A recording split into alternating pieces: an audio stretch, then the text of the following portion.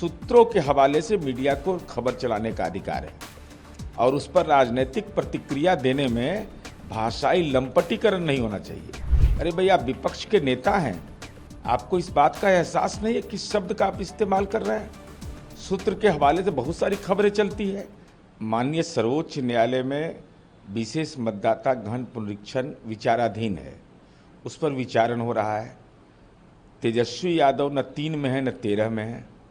यहाँ तक कि जो लोग आवेदक हैं, उसमें पिटिशनर हैं, उन्होंने यह भी सुप्रीम कोर्ट में नहीं कहा कि इस पर इंटरिम स्टे लगाया जाए। बाहर में बयान दे रहे थे कि तत्काल पुनरीक्षण को रोके, लेकिन माननीय सर्वोच्च न्यायालय में जुबान खामोश हो गई। अब माननीय सर्वोच्च न्यायालय में जब विचार चल रहा है कि विशेष मतदाता गहन पुनरीक्षण में जो दस्तावेज मांगे जा रहे हैं उसकी वैलिडिटी पर सवाल हो रहा है। कौन मांगा जाए, अगर मांगा जाए तो क्यों मांगा जाए, अगर नहीं लिया जाए तो क्यों नहीं लिया जाए, ये सारे तथ्य अभी विचाराधीन हैं। तो ऐसी स्थिति में माननीय तेजस्वी यादव जी, सूत्रों के हवाले से मीडिया को खबर चलाने का अधिकार है और उस पर राजनीतिक प्रतिक्रिया देने में भाषाई लंपटीकरण नहीं होना चाहिए। अरे भाई, आप विपक्ष के नेता हैं, आपको इस बात का एहसास नहीं है किस शब्द का आप इस्तेमाल कर रहे हैं। सूत्र के हवाले से बहुत सारी खबरें चलती है। आप तर्क के साथ उसको काटिए और अगल बगल आपके पार्टी के सम्मानित नेता रहते हैं, लेकिन आप गलती से उनको बोलने का मौका नहीं दीजिएगा। तो हम तो सीधे तौर पर कहेंगे कि लगता है कि अपने घर में भी ऐसे ही भाषा का इस्तेमाल करते हैं कि चुनाव आयोग मुर्दाबाद का भी नारा लगता है।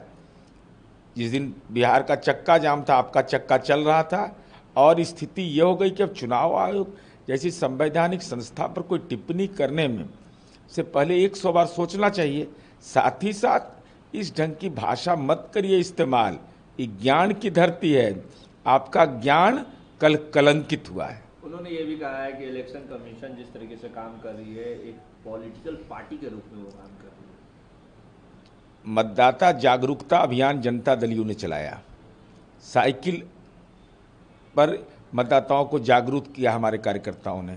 क्या राष्ट्रीय जनता दल यह बताने की स्थिति में है कि 78,000 बूथ है, 78,000 बूथ पर बूथ लेवल एजेंट तो आप नियुक्त नहीं कर पाए और ठीकरा फोड़ रहे चुनाव आयोग पर। अरे, चुनाव आयोग एक संवैधानिक संस्था है, जो निर्देश दिया उसमें हमारे बूथ लेवल एजेंट लगे हुए हैं।